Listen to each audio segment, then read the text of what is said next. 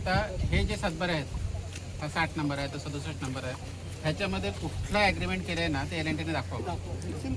एक झाला विषय. ह्याच्या मग रस्ता, आता ह्या रस्त्याचा मालक तुमच्या मागे उभा आहे. थांबा ना काका, थांबा. हा रस्त्याचा मालक तुमच्या मागे उभा आहे, ह्याची कुठलीही सही याच्यामध्ये नाही. आता मला शेतकरी पण उभा. आता मी तुम्हाला अगोदरच काय सांगितलं का ही वेटलँड आहे, खाडीकडे जाणार आहे आणि खाडीतून भरतीचा पाणी येण्याचा हा साठण्याचा हा मार्ग आहे. हे जे पूर्ण भराव केला आहे ना, हा कमीत कमी तुम्हाला दिसतो इथून जमिनीपासून 9 ते 10 फुटाचा भराव याने केलेला आहे. हा 10 फुटाचा भराव ह्या पाणथळ जागेमध्ये जे खाडीचा रिव्हर बॉडी आहे, वेटलँड आहे, त्याच्यावर यांनी भराव करून हे अख्खा प्रोजेक्ट बनवला. 2 वर्षांना कोणीच काही बोलले नाही. हा रस्ता बनवला 2 वर्षांना कोणीच काही बोलले नाही. पण ज्या शेतकऱ्यांच्या साध्या मागण्या होत्या त्या मागण्या यांना वारंवार पाठपुरावा केल्यानंतर देखील यांनी आतापर्यंत त्याच्याकडे लक्ष दिलेलं नाही. जर तुम्हाला टेक्निकलच जायचं आहे ना, मग आम्ही पण त्याच भाषेत बोलतो ना. तुम्हाला समजेल ह्या भाषेत आता आम्ही बोलायला सुरुवात केलंय. आम्ही काय भाषेत तुम्हाला समजते ना. आता ही ह्या भाषेत बोलतो, तुम्ही पण टेक्निकली तुम्ही तुमच्या टर्मवर राहा, आम्ही आमच्या टर्मवर आहे. माझी जागा आहे, माझ्या जागेत जर कोणी ट्रेसपास केला असेल त्याचा आम्ही लेटर दिलेलं आहे. पोलिसांनी ट्रेसपास गुन्हा करायचा, आम्हाला दाखव की त्यांनी सही घेतलेली आहे. ये रे बाबा, हा एक दुसरा शेतकरी आहे ना, इकडेच आहे. बस बस बस तिकडे बस. आपण शेतकरी काय अवस्था केली, शेतकऱ्याची अवस्था बघा. 10 एकरचा शेतकरी आहे, 10 एकरचा शेतकऱ्याची अवस्था बघा. शेती समोर दिसते, याची अवस्था बघा शेतकऱ्याची. 10 एकरचा शेतकरी म्हणजे मोठा शेतकरी झाला. आज काय परिस्थिती आहे बघा त्या शेतकऱ्याची. फक्त मारायचंच ठेवलंय बाकी शासनाने. शेती कशी करणार, तुमचं पाण्याचे साठतं आणि पूर्णच्या पूर्ण शेती फक्त मारायचं बाकी ठेवलं त्या शेतकऱ्याला. साध्या मागण्या. पेपर तुम्हाला दाखवतो बघा. पवार साहेब, मला एक सांगा, आता हे डोंगर आहे, ह्या डोंगरामध्ये ना ह्यांनी जे प्रकार केलेत ना ते सगळे काढले ना, फार याच्यावर मोठा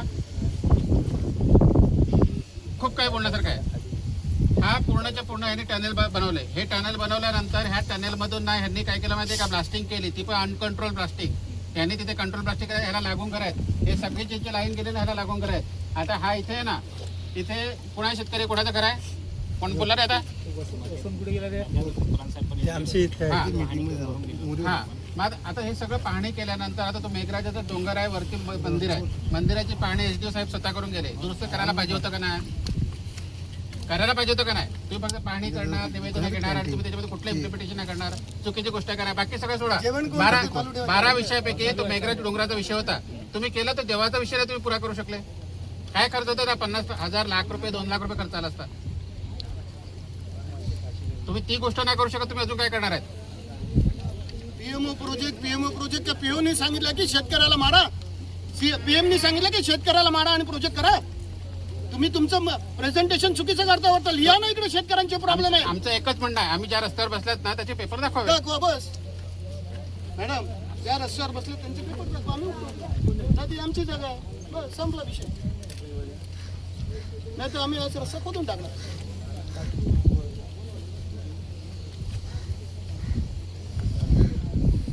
आपण ज्या कामासाठी त्या दुसरं डिस्कशन नका. सेन्सिटिव्ह मला माहिती पडलं पाहिजे.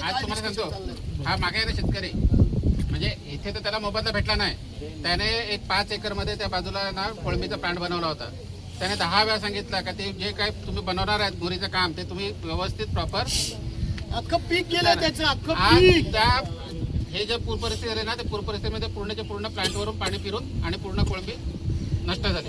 ह्याला जबाबदार कोण? आणि ह्याचे पंचनामे तुम्ही करायला पाहिजे होते का नाही? तो एक शेतकरी परत कृषीवाल्याचे पंचनामे ऐक ना तो एक शेतकरी आपण जे हे घेतली ते ह्यांचं सगळं वेस्ट टाकून ते अख्खं मासे मेलेला त्या शेतकऱ्याला पैसे नाही दिले अजून. म्हणजे काय लिमिटेशन आहे तुमचं? आणि आलं का डायरेक्ट मला माझ्यासारख्या माणसाला सांगतात तुझा ट्रेसपासचा गुन्हा दाखवतो. बोलो आता मी चांगल्या लँग्वेज मध्ये